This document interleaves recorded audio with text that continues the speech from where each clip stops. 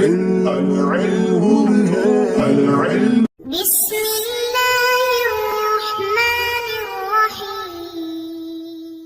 اللهم افتح علينا حکمتک وانشر علينا رحمتک یا والجلال والاکرام۔ تو جی ناظرین، الحمدللہ عز وجل ہدایت النحو کتاب ہماری جاری ساری ہے، اور آج ہم اس کا سبق نمبر 38 توابع کے بارے میں پڑھیں گے۔ اب توابع کیا چیز ہوتی ہے، تو یہ آپ کو کچھ نہ کچھ اس کے بارے میں ابتدائی معلومات ہوں گی کہ توابع کیا چیز ہوتی ہیں، ٹھیک ہے، ان کی اقسام کتنی ہیں۔ تو یہی کچھ آج کا ہمارا جو مختصر سا سبق ہوگا، تو اس کے اندر ہم خاتمے کا جو ٹاپک ہے انشاءاللہ عز و جل یہ کلیئر کریں گے۔ بقیہ پھر 5 جو توابع ہیں، ٹھیک ہے، تو وہ انشاءاللہ ایک ایک کر کے ہر ایک فصل کو ہم انشاءاللہ ایک ایک سبق کے طور پر آگے والے جو 5 اسباق میں ان میں بیان کریں گے۔ تو اس طرح جب ہمارے یہ 5 توابع بھی کلیئر ہو جائیں گے تو یہ صفحہ نمبر 124 تک، یہ ہمارے 124 تک بن جائیں گے۔ تو اب اس کے بعد ہمارا الباب الثانی شروع ہوگا، یعنی باب اول جو ہے تو یہ ہمارا صفحہ نمبر 124 تک جو 5 توابع ہیں ان کے اینڈ پر کلیئر ہو جائے گا۔ پھر آگے اس میں مبنی کے حوالے سے ہمارا باب ثانی انشاءاللہ عز و جل شروع ہوگا، پھر آگے انشاءاللہ کتاب جاری و ساری ہوگی۔ بہرحال آج کا جو ہمارا سبق ہے اس کے حوالے سے میں عرض کر رہا ہوں، اور آئندہ جو 5 اسباق آنے والے ہیں وہ کس موضوع پر ہوگے میں نے عرض کر دیے۔ تو آئیے آج کا مختصر سبق شروع کرتے ہیں۔ تو بہت توجہ کے ساتھ آپ نے اس کو سماعت کرنا ہے تاکہ آئندہ آنے والے 5 اسباق آپ کے لیے یہ ان کے لیے معاون ثابت ہوں۔ تو فرمایا کہ الخاتمۃ فی التوابع اعلم ان التي مرت من الاسماء المعربۃ کان اعرابها بالاصالۃ بان دخلتها العوامل من المرفوعات والمنصوبات والمجرورات۔ فرماتے ہیں کہ خاتمہ توابع میں ہے، مطلب توابع کے بارے میں، توابع کے جو احکامات ہیں، توابع کے جو مسائل ہیں، تو خاتمہ اس کے حوالے سے ہے، ٹھیک ہے، یہ مفہومی ترجمہ بنا لے لیں۔ خاتمہ توابع میں ہے، مطلب توابع کے بارے میں ہے، توابع کے جو دیگر مسائل وغیرہ ہیں، تو یہ خاتمہ اس حوالے سے ہے۔ اب آگے والی علم سے آخر تک جو میں نے عبارت پڑھی ہے، تو اس میں آپ نے ترجمہ تھوڑا سا جو کرنا ہے وہ تھوڑا سا اس انداز میں کرنا ہے کہ من الاسماء المعربہ، ٹھیک ہے، اس کے بعد جو ہے نا وہ من المرفوعات والمنصوبات والمجرورات، تو یہ آپ ترجمہ اس کے ساتھ اٹیچ کریں گے۔ مرفوعات، مجرورات، منصوبات کا ترجمہ کس کے ساتھ اٹیچ کریں گے؟ اسماء معربہ، کیونکہ یہ اس کا ہی بیان ہے، تو اس طرح آپ اٹیچ کریں گے تو ترجمہ تھوڑا سا اچھا لگے گا۔ تو فرمایا کہ تو جان لے، علم تو جان لے کہ بے شک وہ اسماء معربہ یعنی مرفوعات، منصوبات، مجرورات جن کا بیان گزر چکا، اس طرح پیچھے ہم نے اس کی ڈیٹیل مکمل پڑھ لی ہے، مرفوعات، منصوبات، مجرورات۔ فرماتے ہیں تو جان لے کہ بے شک وہ اسماء معربہ یعنی مرفوعات، منصوبات، مجرورات جو گزر چکے ہیں، مرت جو گزر چکے ہیں، تو اب کیا ہے؟ کہتے ہیں کان اعرابها بالاصالۃ، ان کا اعراب اصل تھا، ان کا جو اعراب تھا وہ اصل تھا۔ بھائی کس طرح اصل تھا؟ کہتے ہیں بان دخلتها العوامل، کیا کہتے ہیں بائیں طور پر کہ ان پر عوامل داخل ہوتے تھے۔ اب اعراب جو ہے وہ 2 طرح ہوتا ہے، اصل اور فرع، یعنی ایک اوریجنل بالکل اصل اور ایک ہے فرع۔ اصل کی یہاں پر انہوں نے بات بیان کر دی کہ مرفوعات جو آپ نے پڑھ لی ہیں 8، منصوبات 12 پڑھ لی ہیں، مجرورات جو 2 پڑھ لی ہیں، تو وہ جو وہاں پر آپ نے ڈیٹیل پڑھی ہے وہ اصلی اعراب تھا، یعنی کوئی فائل بن رہا تھا، تو کوئی اگر نائب الفائل بن رہا تھا یا کوئی مبدا بن رہا تھا یا دیگر جو آپ نے وہاں ڈیٹیل سب کی پڑھ لی ہے، تو وہ یوں سمجھے اوریجنل تھا، باقاعدہ ان کے اوپر پیچھے عامل موجود تھا، اس وجہ سے اس کا رفع تھا یا نصب تھا یا جر تھا۔ اب یہاں پر جو آپ توابع پڑھیں گے یہاں پر ان کا پیچھے عامل نہیں ہوگا، عامل تو اس سے پیچھے ہوگا، یعنی جس طرح آگے مثالیں آ رہی ہیں آپ کو واضح ہو جائے گا کہ کیا یہاں کہنا چاہ رہے ہیں کہ یہاں پر اصل جو اعراب تھا وہ ان کا تھا جو آپ نے مرفوعات، منصوبات، مجرورات پڑھ لی ہیں۔ کانا اعرابها بالاصالۃ، کہ ان کا اعراب کیا تھا؟ اصالت، یعنی اصل تھا، اوریجنل تھا۔ کیوں؟ کیونکہ بیان سے انہوں نے وجہ اس کی بھی بیان کر دی کہ ان کے اوپر عوامل داخل تھے، تو عوامل کیا تھے وہاں پر آپ نے اس کی ڈیٹیل مزید پڑھ لی ہے۔ اب یہاں سے آگے کہتے ہیں اصل تو وہ آپ نے پڑھ لیا، تو دوسری فرع کون سی ہے یا نقل جس کو کہہ لیں وہ کون سی ہے؟ تبعیت والا اعراب۔ کہتے ہیں فقد یکون اعراب الاسم بتبعیت ما قبلہ، کہتے ہیں بس اوقات اسم کا اعراب ما قبل کی تبعیت کی وجہ سے ہوتا ہے، یعنی ما قبل کے تابع ہونے کی وجہ سے، ما قبل کے ماتحت ہونے کی وجہ سے، تو اس وجہ سے اس کا کیا ہوتا ہے؟ اعراب ہوتا ہے۔ جیسے اب اس کا نام کیا ہوتا ہے؟ کہتے ہیں وَيُسَمَّى التَّابِعُ، اس کو نام تابع کا دیا جاتا ہے، یعنی اس کو تابع نام رکھا جاتا ہے، اس کو تابع کا نام دیا جاتا ہے۔ تو فرماتے ہیں کیوں نام دیا جاتا ہے، کہتے ہیں لِأَنَّهُ يَتْبَعُ مَا قَبْلَهُ فِي الْإِعْرَابِ، کہتے ہیں اس لیے کہ وہ اعراب میں ما قبل کے تابع ہوتا ہے، ما قبل کی اتباع کرتا ہے، تو اس وجہ سے اس کا یہ نام ہم نے دے دیا۔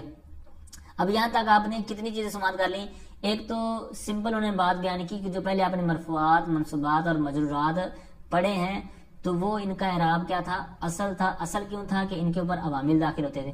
پھر دوسرا کہتے ہیں کہ بس اوقات اصل نہیں ہوتا اعراب بلکہ طبعیت کی وجہ سے ہوتا ہے، تو اس کو انہوں نے کیا دیا، نام اس کا تابع ہے۔ تابع نام کیوں ہے، وجہ یہ ہے کہ اس کا اعراب ما قبل کے تابع ہوتا ہے، ٹھیک ہے۔ یہاں تک آپ نے بات جو سماعت کی ہے وہ میں نے خلاصہ دوبارہ عرض کر دیا ہے، اور واہوا سے آگے اس کی تعریف بیان کرتے ہیں کہ تابع کی تعریف کیا ہے۔ اب یہ تعریف آپ نے ذہن میں رکھنی ہے، یہ یاد رکھنے والی چیز ہے، اور آگے آپ کو مختلف جگہوں پر یہ کام دے گی۔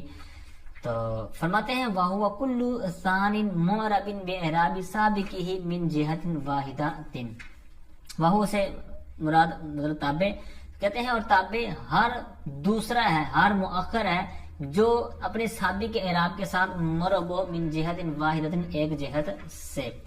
اب ثانٍ سے دوسرا مراد نہیں، آپ یہاں پر مؤخر مراد لیں، ٹھیک ہے، کیونکہ دوسرا سے مراد لیں گے تو پھر اس پر ایک اعتراض لازم آتا ہے، اگلے صفحے کے حاشیے میں سے موجود ہے، لیکن اگر مؤخر کے معنی میں لیں گے تو پھر اس کے اوپر اعتراض لازمی آتا ہے، اس کی میں مثال بعد میں عرض کرتا ہوں۔ بہرحال تعریف سماعت کریں، پھر اس کو سمجھنے کی کوشش کریں۔ فرماتے ہیں اور تابع ہر وہ مؤخر ہے جو اپنے سابق کے اعراب کے ساتھ مرب ہو ایک جہت سے۔ اب ایک جہت سے کیا مراد ہے، اس کو آپ نے سمجھنا ہے۔ جب آپ نے اس کو سمجھ لیا تو سمجھیں گے کہ آپ کو یہ پانچوں آگے والے بھی سباق سمجھ آ گئے، ٹھیک ہے۔ تو جہت واحد سے مراد کیا ہے، یعنی ایک چیز اپنے سابق اعراب کے ساتھ مرب تو ہو رہی ہے، یعنی جو سابق والا اعراب ہے وہی اس کا ہے، لیکن جہت واحدہ سے ہونا چاہیے، یعنی ایسا نہیں ہے کہ دونوں مرفوع تو ہیں لیکن ایک پیچھے والا فاعل ہونے کی وجہ سے مرفوع ہے، آگے والا نائب الفاعل ہونے کی وجہ سے مرفوع ہے، ایسا نہیں، ٹھیک ہے۔ دونوں کی جہت ایک ہونی چاہیے، جیسے انہوں نے مثالیں صفحہ نمبر 110 کے حاشیے میں بیان کی ہیں۔ جاءنی رجل عاقل، اب یہاں پر رجل جو ہے یہ جس وجہ سے مرفوع ہے نا، تو اس کا جو تابع ہے عاقل، چونکہ اس کی صفت ہے، اور جو توابع کی 5 قسمیں آگے آنے والی ان میں سے ایک قسم یہ بھی ہے، ٹھیک ہے، صفت والی۔ تو یہاں پر کیا بتانے کا مقصد ہے کہ یہاں پر جہت واحدہ کون سی پائی جا رہی ہے، تو جہت واحدہ کیا ہے، اس کی ترکیب کریں گے تو آپ کو اور آسان ہو جائے گا۔ جاءنی رجل عاقل، میرے پاس ایسا آدمی آیا، ٹھیک ہے۔ اب کون آیا، آدمی، تو اس کی صفت کیا ہے، عاقل ہونا۔ اب راجل یہ فاعل ہونے کی وجہ سے کیا ہے، مرفوع ہے، تو عاقل چونکہ اس کا یہ تابع ہے، اس کی صفت ہے، لہذا جو اعراب راجل کا تھا اور جس وجہ سے تھا تو وہی اس کی وجہ ہوگا، ٹھیک ہے۔ راجل کی بھی وہی وجہ اور عاقل کی مرفوع ہونے کی بھی وہی وجہ، تو یہی یہاں مراد ہے جہت واحدہ، ٹھیک ہے، کہ وہ مرفوع کس وجہ سے ہے، فاعل ہونے کی وجہ سے، اور یہ بھی فاعل ہونے کی وجہ سے مرفوع ہے عاقل، لیکن یہ اس کی تابع کے طور پر، صفت کے طور پر ہے۔ پھر یہ تھی مرفوع کی مثال۔ نسب کی انہوں نے مثال دی ہے، کیونکہ تینوں چیزیں ہوتی ہیں نا، اصل بھی 3 ہوتی ہیں، نقل بھی 3، یعنی فرع بھی 3، طبیعت بھی 3، یعنی مرفوعات، منصوبات، مجرورات۔ تو رجل، یہ رجل والی مثال مرفوعات کے تحت۔ آگے ہے رأیت رجلا عاقلا، اب یہاں پر منصوب، میں نے آدمی کو دیکھا، کیسے آدمی کو دیکھا، جو عاقل ہے، تو اب یہاں پر رجلن جو نسب ہے یہ مفعول بہ کی ہونے وجہ سے ہے، اور عاقلا اس کا جو تابع ہے اس کا بھی نسب اسی وجہ سے ہے، ٹھیک ہے، مفعول ہونے کی وجہ سے، لہذا یہ ہے یہاں پر جو ہم پڑھ رہے ہیں من جہت واحدۃ، یعنی دونوں کی جہت ایک ہی ہے، دونوں اوپر والے جو مرفوع تھے وہ بھی ایک ہی وجہ سے تھے، رجلن عاقلن یہ بھی منصوب ہیں تو دونوں کے منصوب ہونے کی وجہ ایک ہی ہے۔ ایسا نہیں ہے کہ جناب رجلن تو حال ہونے کی وجہ سے منصوب ہے اور عاقلن مفعول بھی ہونے کی وجہ سے منصوب ہے، نہ، ایسا نہیں، دونوں کی وجہ ایک ہوگی۔ پھر آگے جر والی مثال ایک دے رہے ہیں، کہتے ہیں مررت برجل عاقل، اب یہاں پر با کی وجہ سے رجل مجرور ہے، اور عاقلن نہیں ہے، نہ عاقلان ہے بلکہ عاقلین ہے، اور عاقلین بھی کس وجہ سے کہ رجلین جو مجرور ہے با کی وجہ سے، اس کی صفت آگے، ٹھیک ہے۔ یہ ہے یہاں پر مراد من جہت واحدۃ، یعنی پہلے والا جو جس کے اوپر اس کا مطلب جس کا یہ تابع مان رہا ہے، جو وجہ اس کے اندر ہے فاعل ہونے کی، مرفوع ہونے کی، منصوب ہونے کی، مجرور ہونے کی، تو وہی وجہ ہوگی اس کی۔ اگر ایسی ہوگی تب اس کے اندر یہ تعریف صادق آئے گی تابع کی، جب تعریف صادق آئے گی تب آگے کے مراحل، آگے کے معاملات چلیں گے، ٹھیک ہے۔ تو جو جہت واحدہ کی قید تھی، اس کی آپ نے سماعت کی، تو یہ اس کی وضاحت تھی مثالوں کے ساتھ، ٹھیک ہے. تو ایک دو اور مثالیں میں عرض کرتا ہوں، جیسے جاءنی زید العالم، ٹھیک ہے، یہاں پر بھی اسی طرح مفعول کی جہت سے زرت رجلا عالما، یہاں پر بھی رجلا عالما زرت، ٹھیک ہے، اس کے مفعول بھی ہونے کی وجہ سے. اسی طرح پیچھے جو میں نے شیم سے مثال دی وہاں پر صرف جار والی مثال تھی، ٹھیک ہے. اب میں ایک مضاف والی بھی مثال دیتا ہوں، کیونکہ مضاف لے بھی مجرور ہوتا ہے، یہاں پر وہ مثال نہیں تھی. جیسے طالعت، میں نے مطالعہ کیا، کتاب رجل عالم، اب یہاں پر کتاب مضاف ہے، رجل مضاف الیہ ہے، مجرور ہے. اب رجل مضاف الیہ ہونے کی وجہ سے مجرور ہے، لیکن آگے عالم اس کی صفت ہے، وہ مجرور کیوں ہے؟ وہ رجل کی وجہ سے مجرور ہے، ٹھیک ہے.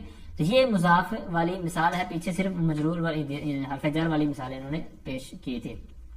اچھا، یہ کچھ مثالیں تھی جو میں نے عرض کر دی من جہت واحدہ کی تفہیم کے لیے، سمجھانے کے لیے. یہ بہت عام پوائنٹ تھا تعریف کے اندر، وَهُوَ كُلُّ صَارٍ مُعْرَبٍ بِإِعْرَابِ سَابِقٍ مِنْ جِهَةٍ وَاحِدَةٍ. اس کو آپ عربی میں بھی یاد کر لیں، اردو میں بھی سمجھ لیں، اور جہت واحدہ کو بھی آپ اچھی طرح ذہن میں بٹھا لیں. اب آگے توابع کی 5 قسمیں بیان کرتے ہیں. کہتے ہیں وَالتَّوَابِعُ خَمْسَةُ أَقْسَامٍ، اور توابع 5 قسم ہیں. توابع مطلب توابع کی 5 قسمیں، یوں بھی ترجمہ آپ کر سکتے ہیں، لیکن بہتر ترجمہ کیا ہے؟ وَالتَّوَابِعُ خَمْسَةُ أَقْسَامٍ، توابع 5 قسم، یہ 5 اقسام ہیں. اب توابع یہ تابعون کی جمع ہے، یہ پیچھے بات میں عرض کرنا بھول گیا، شروع حاشیہ نمبر 1 میں خاتمے کے طور پہ یہاں پر لکھا ہوا ہے. توابع یہ جمع ہے تابع کی، ٹھیک ہے. پھر اس کے اوپر آگے اعتراض جواب ہوتے ہیں. آپ اس کو اتنا ذہن میں اٹھا لیں کہ تابع جو ہے، توابع یہ تابع کی جمع ہے، تو جس طرح کاہل کی جمع کواہل آتی ہے، اسی طرح تابع کی جمع توابع آتی ہے. بات مختصر اور ختم ہوئی. آگے اس کی 5 جو قسمیں ہیں تو وہ آپ ذہن میں بٹھائیں. کہتے ہیں النعت والعطف بالحروف والتأکید والبدل وعطف البیان. یہ 5 قسمیں آپ نے اس کو اشاروں میں یاد کر لینا ہے، اور ترتیب یہی رکھنی ہے آپ نے، کیونکہ یہ ترتیب رکھنے کی باقاعدہ غرض ہوتی ہے، مقصد ہوتا ہے. جس طرح کہ ہم جب پہلی صفت پڑھیں گے النعت تابعون، تو اس کے حاشیے میں انہوں نے اس کو بتایا ہوا ہے کہ ہم نے اس کو مقدم کیوں کیا، ٹھیک ہے. تو بہرحال اس طرح اس کو اسی ترتیب سے آپ یاد رکھیں گے تو آپ کو زیادہ فائدہ رہے گا. اس کی پھر لوجکس بعد میں پتہ چل جائے گی. تو پہلی قسم کیا ہے؟ نعت. دوسری ہے نعت مطلب صفت، عطف بالحروف، ٹھیک ہے، یعنی حرف کے ذریعے حروف. پھر آگے اس کی جب آپ سبق پڑھیں گے تو واضح ہو جائے گا. تاکید والبدل والعطف بیان. اب یہاں پر عطف بیان، یہ 5 قسمیں آپ نے سماعت کی. اب یہاں پر ایک چھوٹا سا قاعدہ عرض کر کے سبق کو مکمل کرتے ہیں. قاعدہ پہلے بھی میں نے عرض کیا ہوا ہے کہ مجمل چیز کے بعد، یعنی کوئی چیز مجمل طور پر ہو، اجمالی طور پر ہو، تو اس کے بعد اس کی تفصیل آ جائے تو وہاں پر 3 ترکیبیں کر سکتے ہیں، ٹھیک ہے. یاد ہوگا آپ کو میں نے جو عرض کیا تھا. یہاں پر 5 اقسام، یہ مجمل چیز ہے، یعنی ایک اشارہ تھا کہ 5 چیزیں. پھر وہ 5 چیزیں کیا ہیں خود ہی آگے وہ بیان کر دی. نعت، عطف بالحروف، تاکید، بدل، عطف بیان. اب یہ تفسیر ہوئی تو یہ ہے، یہی قاعدہ ہے کہ مجمل چیز کے بعد تفسیر آ جائے تو وہاں پر 3 طرح ترکیب آپ کر سکتے ہیں. یعنی النعت جو لفظ ہے تو اس کو آپ کس طرح پڑھ سکتے ہیں؟ النعت، النعت، النعتی. اب 3 طرح پڑھ سکتے ہیں. تو مبتدا کی خبر بھی بنا سکتے ہیں، نصب پڑھیں گے تو اس کو مفعول بھی بنا سکتے ہیں، اور جر بھی پڑھ سکتے ہیں. تو جر پڑھنے کی وجہ مطلب پیچھے کے لیے بدل بنا سکتے ہیں، ٹھیک ہے، بدل بنا سکتے ہیں. اب بدل میں پھر آپ نے یاد رکھنا ہے کہ 5 اقسام، یہ مرکب ہے، یعنی مرکب کے طور پر ہے. تو جب اس طرح کا پیچھے مجمل چیز ہو تو آپ بدل جس سے مرضی بنا سکتے ہیں. 5 سے بھی بنا سکتے ہیں، 5 سے، یا اقسام دونوں طرح سے بنا سکتے ہیں. پچھلی دفعہ جب میں نے قاعدہ بیان کیا تھا وہاں پر یہ مرکب نہیں تھا، وہاں سمپل چیز تھی. تو اب یہاں پر یہ مرکب ہے تو اس سے بدل والی جو تیسری ترکیب ہے نا، ایک تو تھا مبتدا کی خبر بنانا، دوسرا ہے مفعول بھی بنانا، تیسری تھا بدل. تو بدل جب مرکب ہو سامنے والی چیز تو اس سے کسی سے بھی آپ بنا